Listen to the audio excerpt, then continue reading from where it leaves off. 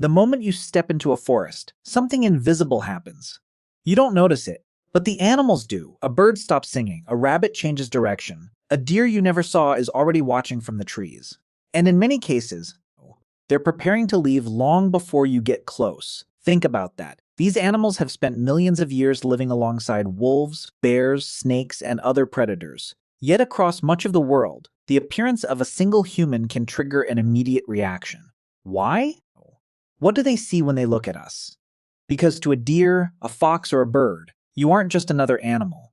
You represent danger, not because you're bigger, not because you're faster, and certainly not because you're stronger. Many animals could easily outrun us. Some could overpower us, others could kill us, yet they still choose to run, which raises a disturbing possibility. What if animals are afraid of humans for a very good reason? And what if that reason began long before the first city, the first farm, or even civilization itself? Here's the strange part. The humans who first taught animals to be afraid didn't look dangerous at all. Travel back tens of thousands of years, before cities, before farming, before civilization. The world belonged to wild animals. And humans were just another species trying to survive. If you saw one of our ancestors on the African plains, you probably wouldn't be impressed. No claws, no fangs, no armor, no incredible strength. Compared to the predators around them, humans looked ordinary, maybe even weak. Yet animals treated them differently, not because of what they were, but because of what they did. Imagine spotting a human in the distance. You move away. Hours later, the human is still there. The next day, humans appear again, then again, and again slowly. Animals began noticing a pattern. Most predators eventually stop. Most dangers eventually disappear. Humans didn't annihilation after generation. That lesson became impossible to ignore. Humans weren't dangerous because they looked powerful. They were dangerous because they never seemed to give up. And that single trait was about to turn humans into one of the most feared creatures on Earth. Most predators have one weakness. Eventually, they stop chasing. A lion sprints.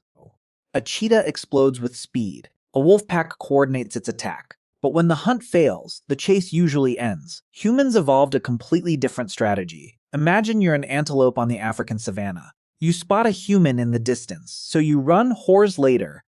You look back. The human is still there, not sprinting, not rushing, just walking. You run again. The sun climbs higher. Your body grows tired. The human keeps coming. Step after step, mile after mile. This was persistence hunting.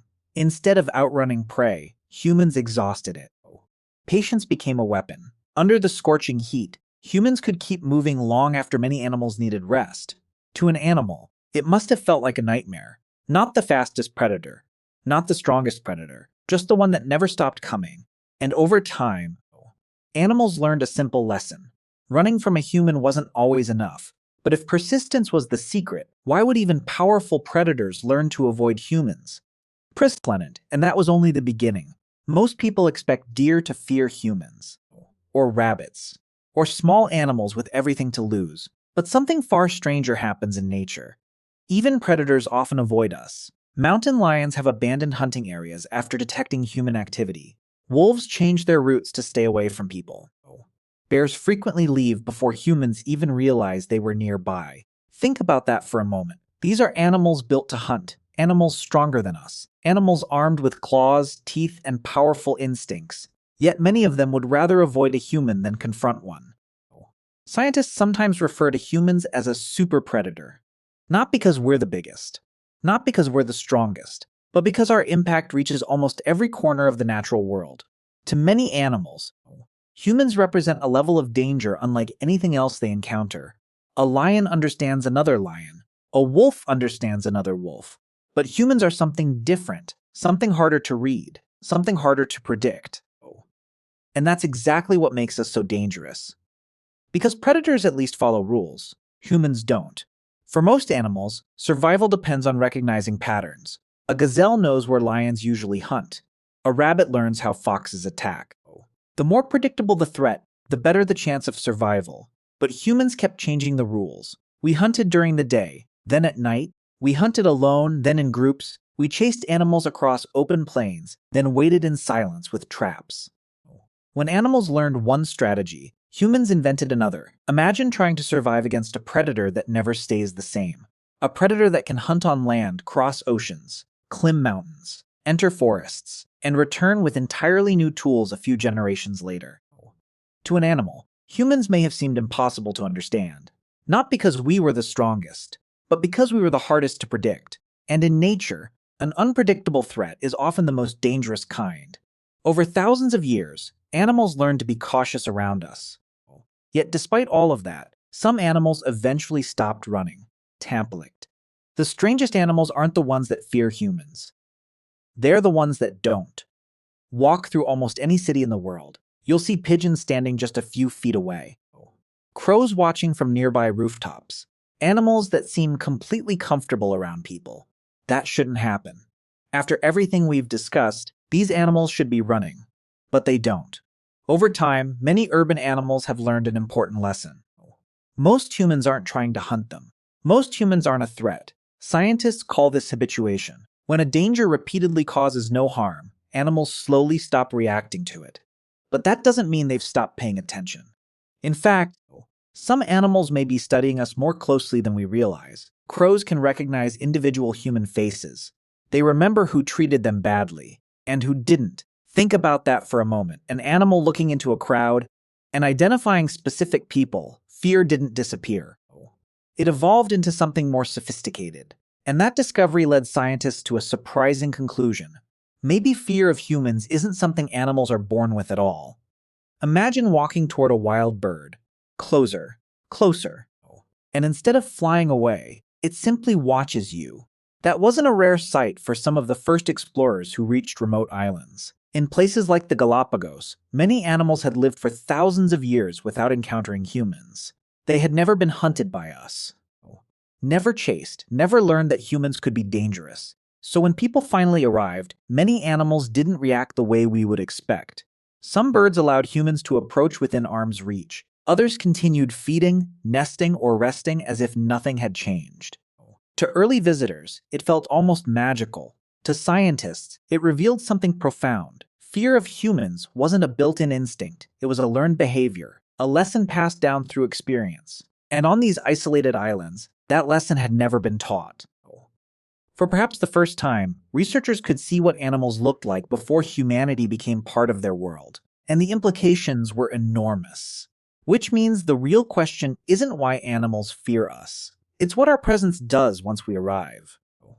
Danarata deer spots a human on the edge of a forest. Nothing happens. The human never gives chase, never raises a weapon, never comes any closer. Yet that single moment can change the deer's entire day, where it feeds, where it rests, even when it chooses to move. Scientists discovered that animals don't need to be hunted to change their behavior. Sometimes our presence alone is enough. They call this the landscape of fear.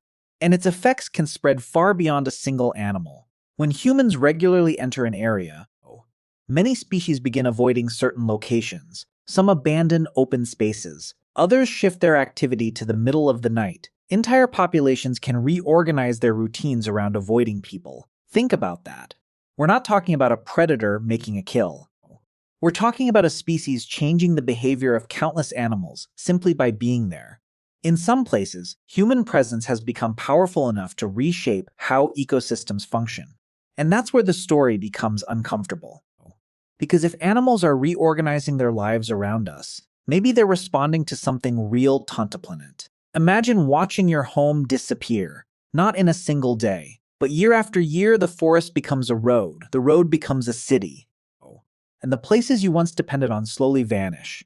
For many animals, that story has played out again and again. Throughout history, humans have transformed more of the planet than any other species.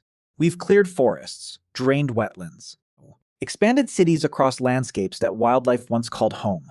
Many animals adapted. Some moved elsewhere. Others never got the chance. From an animal's perspective, humans aren't just predators. Predators take lives. Humans can change entire worlds. We alter migration routes, reshape habitats, and influence ecosystems on a scale few species ever could. That's not an accusation, it's simply a fact of our impact. So when animals run at the sight of a human, perhaps they're responding to something larger than a single encounter. Perhaps they're responding to a pattern repeated across generations, a lesson learned over thousands of years. But surprisingly, fear isn't the end of the story. Because when humans stop acting like a threat, animals can learn something new as well. Botanicblick. One of the most remarkable sights in nature isn't an animal running away. It's an animal choosing not to. In protected reserves around the world, something extraordinary happens. When animals stop being hunted and humans stop being a threat, fear begins to fade. Not overnight, but generation by generation, animals spend less time hiding, more time feeding, more time raising their young. Some species that once fled at the slightest sign of people now remain calm. And that reveals something important. Fear isn't just a reflection of what animals are. It's a reflection of what they've experienced. Which brings us back to the beginning of this story. The squirrel that ran away, the bird that took flight, the deer that vanished into the trees. Maybe they weren't reacting to who we are. Maybe they were reacting to what humans have been. And if fear can be learned, perhaps trust can be learned too. So the next time an animal runs from you, remember this. Its fear may be telling a story about our species. And the ending of that story is still being written. If you enjoyed this video, leave a comment below and let me know your thoughts. And don't forget to subscribe for more videos like this.